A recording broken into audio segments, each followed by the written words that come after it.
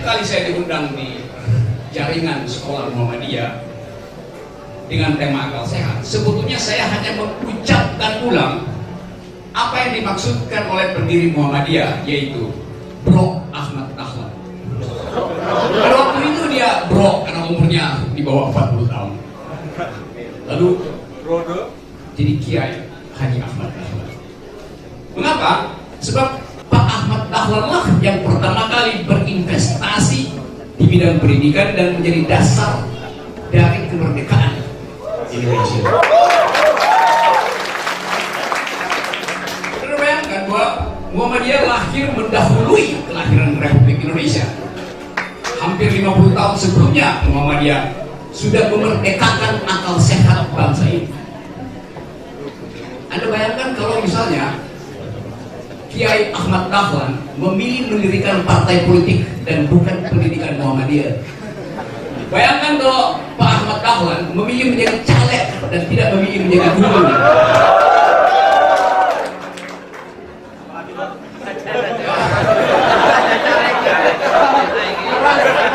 Tapi justru kita berterima kasih karena Kiai Ahmad Dahlan memilih mendirikan institusi pendidikan, dan dari institusi itu terbitlah pemikir-pemikir politik, caleg-caleg bermutu hari ini. Saya tahu caleg-caleg Muhammadiyah saya kenal banyak, dan mereka sering kelebihan akal sehingga sering cekcok satu sama lain. Tapi itu baik sekali. Kalau orang cekcok atas dasar perselisihan pikiran, cekcok atas dasar keinginan untuk menghasilkan pikiran lebih bermutu. Karena itu pikiran disebut pikiran. Kalau ada cekcok, dengan kata lain ada dialektika di dalam berpikir. Akal hanya disebut akal bila ada lawan akal, yaitu perdebatan. Jadi akal hanya disebut akal minimal harus ada dua akal. Kalau satu nggak cukup, satu itu akal mirman. Bisa ada dua akal supaya terjadi percakapan. Jadi dari awal Muhammadiyah telah mendahului tradisi akal sehat sebetulnya. Dan saya tahu kurang lebih ada 186 perguruan tinggi Muhammadiyah di Indonesia hari ini. Itu berarti ada kurang lebih 3 atau mungkin 5 juta orang Indonesia, 5 juta mahasiswa Indonesia bersekolah di sekolah-sekolah Muhammadiyah. Ini aja udah sampai dapil, ini dapil akal sehat ya. Jadi Anda bayangkan 186 universitas perguruan tinggi, sekolah tinggi, ditambah mahasiswanya 3-4 juta, ditambah dosennya mungkin 200 ribuan pengajar. Artinya politik Indonesia, masa depan Indonesia ditentukan oleh aktivitas Muhammadiyah. Kalau Muhammadiyah berhenti berpikir satu hari aja, negeri ini kekurangan IQ 30%. Jadi mereka yang menghalangi Muhammadiyah untuk mengundang saya itu justru melanggar konstitusi. Karena konstitusi memerintahkan, tugas pemerintah adalah mencerdaskan kehidupan bangsa. Itu ditugaskan pada pemerintah. Ternyata lebih banyak tugas itu dijalankan oleh Muhammadiyah daripada pemerintah. Sekolah-sekolah pemerintah tuh jauh di bawah Muhammadiyah. Jadi akal sehat Muhammadiyah itu berlebih sebetulnya tuh. Karena itu tolong disubsidi ke Monas sana tuh. Oke, saya terangkan dulu. Banyak orang hari ini saya baca banyak komentar yang seperti biasa mencaci maki saya dan mempertanyakan apa sih yang dimaksud akal sehat. Oleh Rocky Gerung mutar-mutar sana sini ngomong akal sehat, maksudnya apa? Saya bilang, buat apa menanyakan hal yang sudah sedang berlangsung itu? Itu sama dengan apa sih? Apa tuh yang disebut dosa? Setiap hari Anda lihat, Anda lakukan sendiri, ngapain nanya lagi ke saya? Jadi orang cemas dengan belusukan akal sehat. Sekarang kita mau hitung sebetulnya apa ya yang membuat kecemasan semacam itu beredar dari hari ke hari. Tadi pagi seharusnya saya ada di Tuban untuk mengucapkan yang sama di kalangan milenial untuk kalangan masyarakat luas, tapi terhalang oleh surat edaran yang meminta saya untuk tidak tiba di Tuban. Dihalangi. Ternyata malam ini tanpa direncanakan secara sangat sistematis, bahwa orang berkumpul. Artinya ada kebutuhan untuk mendengarkan akal sehat. Kan saudara, berapa bis yang angkut saudara dari? Jadi kita lihat ada inisiatif orang untuk mendengarkan politik, kendati tanpa dimobilisasi. Jadi itu yang disebut partisipasi politik. Partisipasi artinya kerelaan untuk datang, ongkos sendiri, beli aqua sendiri, untuk mendengarkan politik. Itu namanya partisipasi. Yang di Semarang kemarin itu namanya mobilisasi. Mobilisasi. Masih kotakisasi. Saya dari 2 hari saya cari buah apel, nggak ada.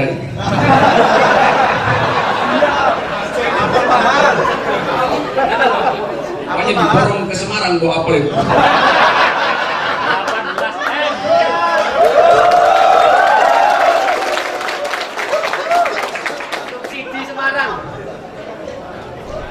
Anda lihat tema di Semarang kemarin, judulnya Apel Kebangsaan.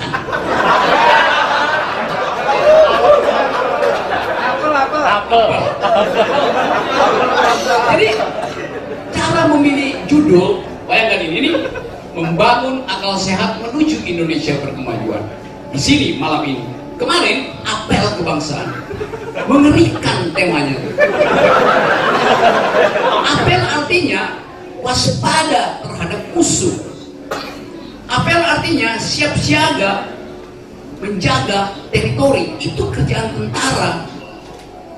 Apel artinya mendengarkan perintah komando satu arah, itu namanya apel, berdiri. Jadi seolah-olah di negeri ini sedang terjadi kecemasan sehingga mesti dikumpulkan orang untuk apel. Apel kebangsaan.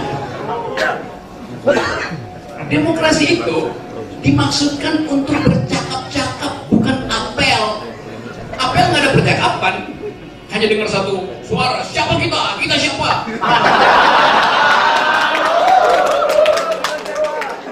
Ya jawab aja sendiri. Jadi Anda lihat, pedagogi kita memburuk bahkan pada tingkat membuat judul. Artinya judul-judul tema politik juga ditulis tanpa koordinasi akal sehat. Tanpa koordinasi akal sehat.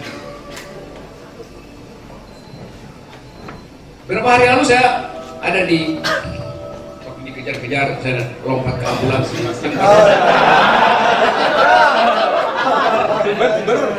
Menara, Jember. Dari Jember ke Lumajang bersama Daniel. Sepanjang jalan itu baliho besar-besar tulisannya, kami rakyat Jokowi. Anda bayangkan, coba kita lihat literasinya, kami rakyat Jokowi. Jadi yang lain adalah tuyul.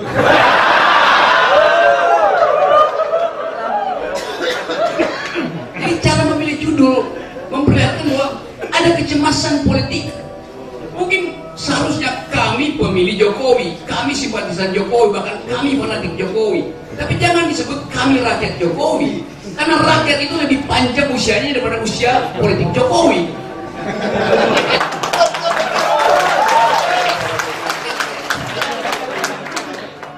Kalau Pak Jokowi misalnya tidak terpilih lagi di 17 April.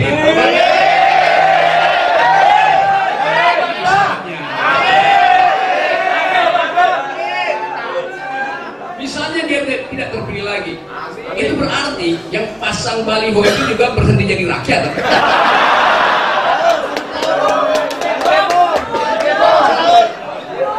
Kan seninya begitu kan, penalarannya usia begitu.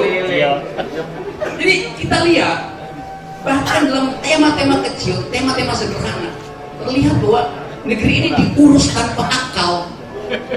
Nah, orang yang nggak punya akal setiap hari akan berupaya untuk tampil bukan dengan akal tapi dengan pencitraan. Orang yang tanpa akal takut bertemu dengan mahasiswa, tapi dia suka mencari kamera.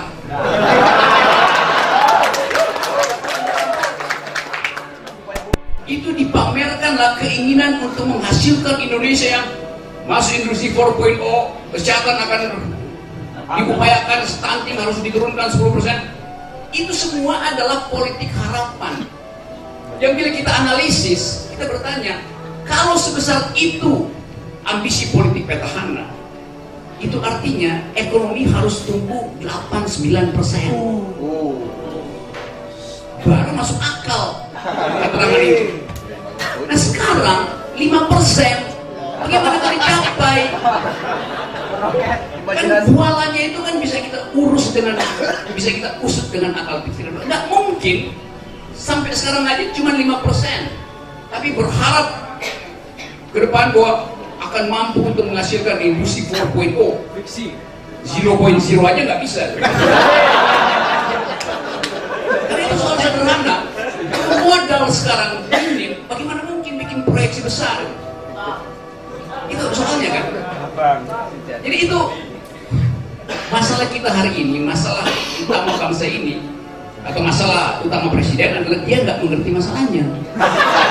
Itu masalahnya. Memang saya terangkan itu. Bukan saya menghina presiden sebagai kepala keluarga, sebagai kepala negara dia tidak mampu. Sebagai kepala keluarga sih oke-oke aja. Tapi urusan politik adalah urusan kebijakan. Semua kebijakan yang dihasilkan oleh pemimpin politik itu wajib kita teliti satu persatu. Kemasuk apa lagi? Karena ini menyangkut perencanaan sosial keluarga. Misalnya beberapa waktu lalu saya di Banyuwangi ditahan oleh seorang bapak ayah dan minta supaya saya mendengarkan keluh kesah dia. Saya pikir dia Bawaslu, ternyata beliau adalah petani sawit dari Jember, berusaha di Palembang.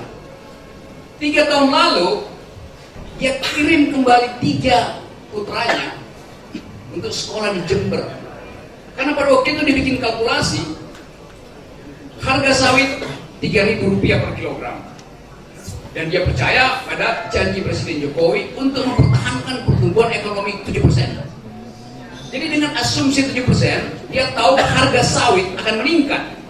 Oleh karena itu dia kirim 3 anaknya sekolah di Jember. 3 bulan lalu dia pulang ke Banyuwangi untuk ke Jember dan dia berhenti di airport karena dia nggak mampu untuk menerangkan pada anaknya bahwa 2 dari anaknya harus dia bawa pulang karena harga kelapa sawit tinggal Rp350 per kilogram.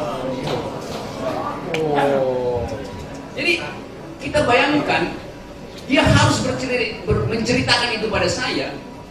Tentu dia nggak ingin saya kasih solusi karena dia tahu pun saya nggak bisa kasih solusi karena ini soal kebijakan, tapi dia ingin memberitahukan kepada saya.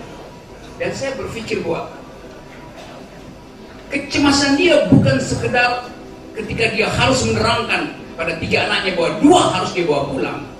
Kan dia mesti pilih yang mana dari 3 itu dia mesti bawa pulang. Tapi dia juga mesti terangkan pada tetangganya di Palembang nanti kalau anaknya bawa pulang. Mengapa 2 anaknya pulang? Tetangga akan bertanya, apa karena DO? Apa karena narkoba? Demikian juga malam sebelumnya, sebelum dia berangkat ke Banyuwangi, pasti dia bertengkar dengan istrinya. Karena istrinya pasti bilang, kenapa nggak ada kerjaan lain? Atau siapa yang mesti dibawa pulang? Demikian halnya, anaknya nanti harus terangkan pada teman kosnya sekamar, kenapa dia mesti pulang. Jadi Anda lihat, janji presiden mengakibatkan kecemasan, bahkan keretakan dalam sebuah keluarga. Itu logikanya, itu akal sehatnya. Jadi perencanaan sosial kita hari ini ditentukan oleh janji presiden 4 tahun lalu. Karena itu kalau kita kasih kritik sekarang, bukan karena kita benci pada seseorang, ingin memberitahukan bahwa Anda gagal untuk menghasilkan kebijakan yang menjamin keadilan. Hanya demi itu kita mengucapkan akal sehat. Hanya demi itu. Tapi bagi mahasiswa yang lebih penting adalah memperhatikan cara politik memanipulasi statistik. Sering saya terangkan di forum sejenis ini, bahwa kita setiap hari disodorkan statistik yang sebetulnya isinya adalah penipuan karena tidak dibuka metodologinya. Seharusnya tugas kampus adalah memeriksa metodologi dari statistik itu. Contoh misalnya soal Gini ratio yang selalu diangkat-angkat sebagai bukti bahwa tidak ada kesenjangan sosial di negeri ini karena Gini ratio kita turun dari 0,41 ke 0,37 bisa.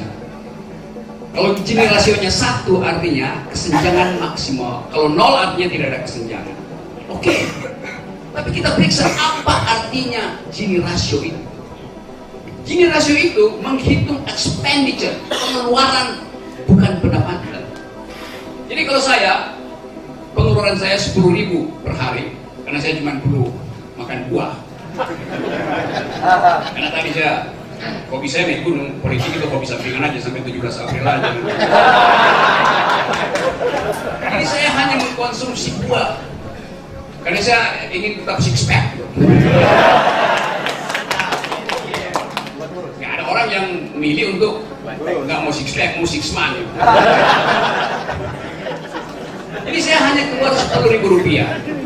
Mahasiswa saya juga hanya keluar 10.000 rupiah per hari. Kan dia cuma makan 1 kali sehari pagi-pagi. Sate Ponorogo 2 tusuk, tempe, lalu disiram kuah banyak-banyak. Karena dia cuma makan 1 kali sehari. Nanti masih ada kira-kira 3.000 perak di kantongnya, dia nggak mungkin beli makan siang dan makan malam. Maka dia pergi ke apotek, dia beli Proma.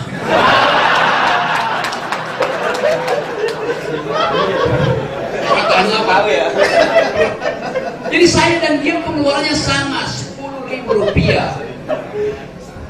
Ada pengusaha raksasa menguasai 1 juta hektar lahan di Indonesia dan mensponsori sebuah partai yang sudah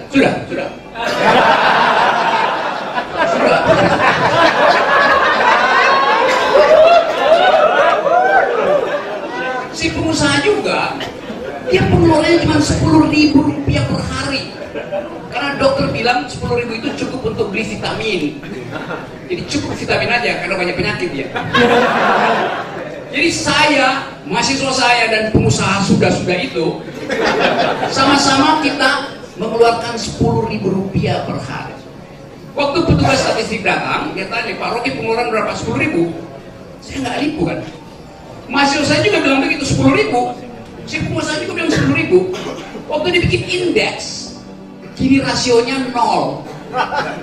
Artinya tidak ada kesenjangan. Padahal dompet saya pasti lebih tebal dari dompet mahasiswa itu. Dan dompet kita semua digabung, nggak ada apa-apanya dibandingin dompet si sudah itu.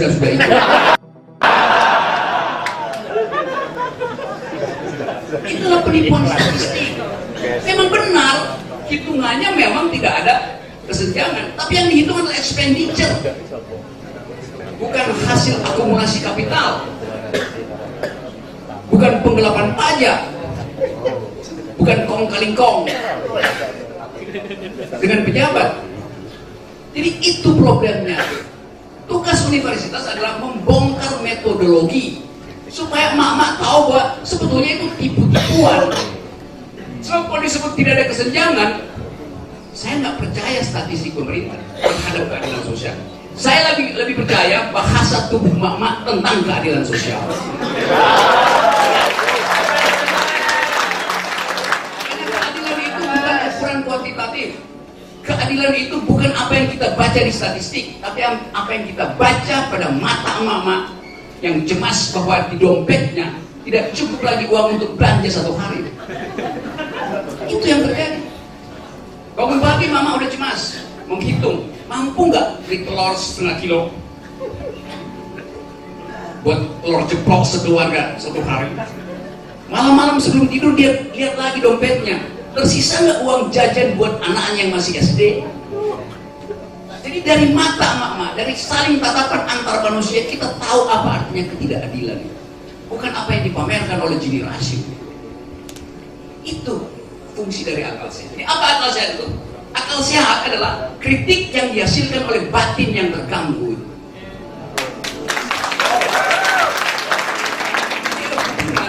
Antara kalkulasi akal dan gangguan ketidakadilan sosial. Jadi ada dorongan etis untuk mempersoalkan kebijakan dan itu mengaktifkan akal sehat untuk menghasilkan kritik. Begitu cara akal sehat bekerja. Akal sehat bukan sekedar kalkulasi matematik di kepala, tetapi dimensi keadilan yang dihasilkan oleh pengetahuan setiap hari tentang nasib, harga, ekonomi, dan seterusnya. Karena itu, politik itu disebut sebagai ilmu yang paling rumit, karena politik adalah ilmu untuk mendistribusikan keadilan, dan keadilan itu bervariasi antara orang. Di abad 15, ilmu politik disebut the highest of all sciences, ilmu yang tertinggi di antara ilmu-ilmu. Karena rumit ilmu politik, menjadi politisi mesti masuk dalam kerumitan itu. Karena itu, menjadi politisi artinya berupaya untuk menghasilkan keadilan in optima forma pada tingkat yang paling tinggi. Memang susah jadi politisi, bukan sekedar susah. Itu tanggung jawab etisnya itu besar, karena salah kebijakan berarti dia akan memelaratkan manusia. Itu pentingnya politik dimengerti sebagai ilmu untuk mendistribusikan keadilan. Dan demokrasi adalah peralatan untuk menghasilkan calon legislatif, wakil rakyat yang peka terhadap keadilan. Dengan kata lain, ada hubungan antara demokrasi dan keadilan. Karena hanya melalui demokrasi, akal sehat itu diaktifkan. Hanya melalui demokrasi. Melalui apa? Melalui kompetisi gagasan. Demokrasi adalah kompetisi gagasan, bukan jumlah massa, tapi kebersihan gagasan. Karena itu demokrasi bukan pemerintahan orang, demokrasi adalah pemerintahan akal melalui pemerintahan orang. The government of reason through the government by the people. Jadi kalau tidak cukup akal, jangan jadi politisi. Kalau tidak cukup akal, jangan tampil ke publik. Itu soal penting yang harus kita pahami dari awal.